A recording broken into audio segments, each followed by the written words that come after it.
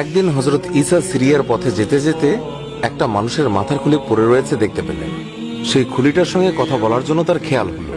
তিনি তখনই খোদার দরগায় আরজ করলেন, হে প্রভু, আমাকে এই খুলির সঙ্গে কথা বলার শক্তি দাও। খোদা তার প্রার্থনা মঞ্জুর করলেন। হযরত ঈসা খুলিকে বললেন, হে অপরিচিত কঙ্কাল, তোমাকে যেই কথা জিজ্ঞাসা করব তার ঠিক ঠিক উত্তর দাও। বলার সঙ্গে সঙ্গে ঈসা শুনতে পেলেন পরিষ্কার ভাষায় সেই খুলি কালেমা শাহাদাত পাঠ করল।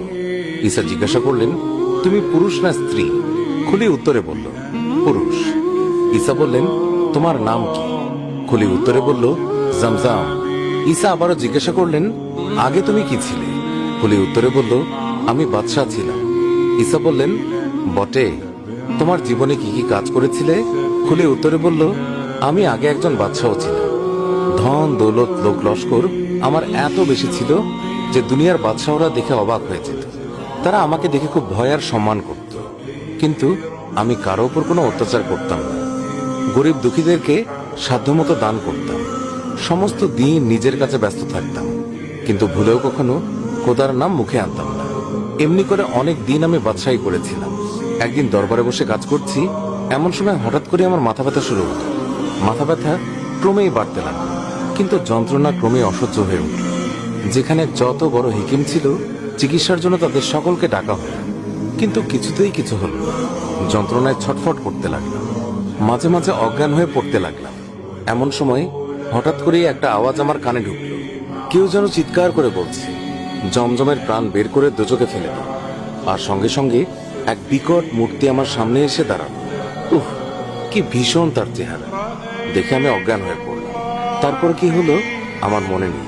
যখন জ্ঞান ফিরে এলো তখন দেখলাম প্রাণ নিয়ে যাওয়ার জন্য আজরাইল একা আসে, তার সঙ্গে আরো অনেক ফেরেশতা এসেছে। কারো হাতে লোহার ডান্ডা, কারো হাতে শিক, কারো হাতে খোলা তলোয়ার। সমস্তই আগুনে পোড়ানো জবা ফুলের মতো রাঙা। তারা সেই সব দিয়ে আমাকে খোঁচা এবং সেঁকা দিতে লাগলো। আমি যন্ত্রণায় চিৎকার করে বলতে লাগলাম, ওগো, তোমরা খুঁচিয়ে খুঁচিয়ে আমায় মেরো না, আমায় ছেড়ে দাও। আমার ভান্ডারে যত ধন দৌলত হীরা জহরত আছে সব তোমাদেরকে দেব। এই কথা শুনে তাদের মাঝে একজন লোহার মতো শক্ত হাতে আমার গালে একটা চাপড় দিয়ে বলল, রে নাদান, খোদা কারো ধন দৌলতের পরোয়া করে না। যন্ত্রণায় অস্থির হয়ে কাতরভাবে মিনতি করে বললাম, ওগো, তোমরা আমায় ছেড়ে দাও। তার বদলে আমার বংশের প্রত্যেককে আমি খোদার নামে কোরবানি করব। এই বলে তাদের দয়ার ভিখিরি হয়ে কাতর নয়নে তাদের দিকে চেয়ে রইলাম। তারা দাঁত কর্মর করে ধমক দিয়ে বলল, রে বেয়াদব, খোদা কি ঘুষখোর? আজরাইল তখন ফেরেশতাদেরকে বললেন, আর দেরি করো না, এখন এর প্রাণ বের করে দোজখে ফেলে দাও। আর তারপর তারা আমার প্রাণ বের করে নিয়ে গেল। তারপর কি হলো তা জানার ক্ষমতা আমার রইল না। হঠাৎ করে মনে হলো আমার জ্ঞান ফিরে এসেছে। চোখ খুললাম, আমি কোথায় আছি প্রথমে বুঝতেই পারলাম না। অন্ধকার, চারিদিকে ঘন অন্ধকার, আলো নেই, বাতাসও নেই। এই অবস্থা আমার অসহ্য হয়ে উঠল। ক্রমেই বুঝতে পারলাম যে আমাকে কবর দেওয়া হয়েছে, আর সেই কবরের মাঝে যেন হাজার ফেরেশতা একসঙ্গে চিৎকার করে বলছে, রে নাদান, আমরা তোর প্রাণ বের করে নিয়ে গিয়েছিলাম, পুনরায় তোর দেহে প্রাণ দিয়েছি। এখন এই কাফনের ওপর লেখ, দুনিয়ায় কি কি কাজ করেছিস। জীবনের প্রথম থেকে শেষ পর্যন্ত যা যা করেছি সব আমার মনে স্পষ্ট জাগতে লাগলো। আমি এক এক করে অল্প সময়ের মধ্যে সব লিখে ফেললাম।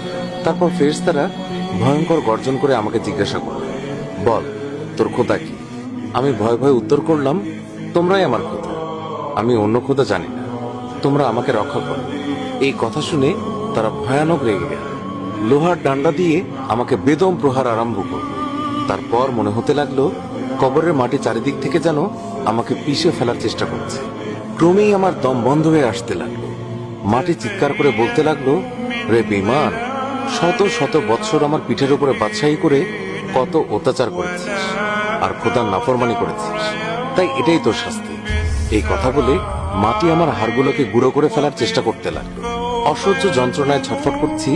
এমন সময় কতগুলি ভীষণ মূর্তি আমাকে ধরে ওপরে নিয়ে গেল, যেন হাত ছেড়ে বাঁচল। ভাবলাম খোদা মেহেরবানি করে আমাকে মাফ করবে, কিন্তু সেই ভরসা শূন্যে মিলিয়ে গেল যখন দেখলাম তারা আমাকে ধরে নিয়ে গেল আরেকজন লম্বা সাদা দাড়িওয়ালা বিকট চেহারা লোকের কাছে। সে লোকটা ভীষণ চিৎকার করে বলে উঠল, এই হতভাগ্যকে আগুনের শিকল দিয়ে বেঁধে ফেল, তারপর পায়ের দিকে উল্টো করে ছিঁড়ে ফেল। আর সঙ্গে সঙ্গে তারা প্রভুর হুকুম তালিম করতে আরম্ভ করল। এরপর তারা আমাকে পচা দুর্গন্ধময় একটি কূপের মাঝে ফেলে দেয়। ক্ষুধায়, পিপাসায় আর অসহ্য যন্ত্রণায় হৃৎপিণ্ড যেন বন্ধ হয়ে যেতে লাগে। আমি কাতরভাবে তাদেরকে বললাম, দোহাই তোমাদের, আমাকে এক পাত্র পানি দাও। ফেরেশতারা তারা যেন কিসের রস আমাকে খেতে দিল। চোখ বুজে সেই রস মুখের মাঝে ঢেলে দিই। উহ, কি বিশ্রী দুর্গন্ধ! মনে হতে লাগলো এই জিনিস না খাওয়াই আমার পক্ষে ভালো ছিল। চিৎকার করে বলতে লাগলাম, কে আছো? এক পাত্র পানি দাও। পিপাসায় আমার প্রাণ যায়। সেই কাতরোক্তি শুনে অপর একজন ফেরেশতা এক গ্লাস পানি নিয়ে এলো। মনে ভরসা হলো, এইবার বুঝে বেঁচে গেলাম। চোখ বুঝে এক নিঃশ্বাসে সবটুকু পান করলাম। উহ, এ যে আরো কটু দুর্গন্ধ! সমস্ত অন্তর জ্বলে যেতে লাগে। নাক, চোখ, মুখ, কান, এমনকি লোমের গোড়া দিয়ে দুর্গন্ধ বের হতে লাগলো। আমি চিৎকার করতে লাগলাম, তোমরা এমন তিল তিল করে যন্ত্রণা দিয়ে আমাকে না মেরে যা করার একবারই করে ফেল। আমি আর সহ্য করতে পারছি না। তারা কেউ আমার কথা গ্রাহ্য তো করলোই না, বরং আমার সেই অবস্থা দেখে ঠাট্টা বিদ্রুপ করতে লাগলো। আমি যতই যন্ত্রণায় চিৎকার করি ততই তারা হো হো করে হাসতে লাগলো। কিছুক্ষণ পরে একজন ভীষণ দর্শন ব্যক্তি আমার সম্মুখে এসে দাঁড়াল। তার ভয়ঙ্কর আকৃতি দেখে আমার বুক শুকিয়ে গেল। তার বিষ মাখানোর লম্বা নখে আমাকে গেঁথে শূন্যের শুকরাত নামে এক পাহাড়ে নিয়ে এল। সেই পাহাড়ে 7টি কূপ। প্রত্যেক কূপ থেকে বিষাক্ত গরম ধোঁয়া বের হচ্ছে। প্রত্যেক কূপে হাজার হাজার বিষাক্ত সাপ এবং বিছা পরস্পর কামড়াকামড়ি করছে, আর তাদের মুখের বিষ নিঃশ্বাসে এই ধূম্র নির্গত হচ্ছে। ফেরেশতারা আমার চুল ধরে সেই কূপের মাঝে ফেলে দিল, আর সাপ বিছারা চারিদিক থেকে আমাকে কামড়াতে আরম্ভ করে দিল। জ্বালায় চিৎকার করতে লাগলাম। তারপর তারা আমাকে এক পুকুরের কাছে নিয়ে গেল। সেই পুকুরে পানি নেই, শুধুই পুঁজ, রক্ত আর বিষে ভরা সেই পুকুর। আমার চুল ধরে সেই পুকুরের মাঝে জোর করে আমাকে ডুবিয়ে রাখলো। যতই উপরে ওঠার চেষ্টা করি ততই তারা আমাকে জোর করে চেপে ধরে রাখে। এই রকমই এক কূপ থেকে আরেক কূপে, এক পুকুর থেকে আরেক পুকুরে হাজারবার ডুবিয়ে হাজারবার তুলে এনে শত বছর ধরে আমাকে কষ্ট দিল। তারপর আজ হঠাৎ করেই শুনতে পেলাম কে যেন কাকে বলছে, যেই পথে হযরত ঈসা যাচ্ছেন সেই পথে জমজমকে দোজখ থেকে তুলে ফেলে দাও। দুনিয়াতে সে অনেক ভালো কাজ করেছে।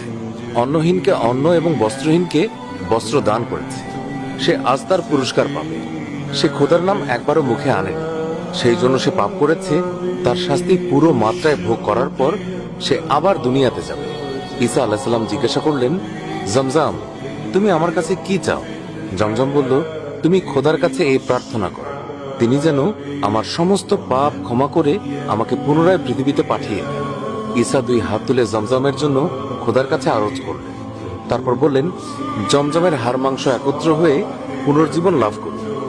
বলতে না বলতে একটি সুদর্শন যুবক মাটি থেকে দাঁড়িয়ে হযরত ঈসাকে সালাম করল, আসসালামু আলাইকুম।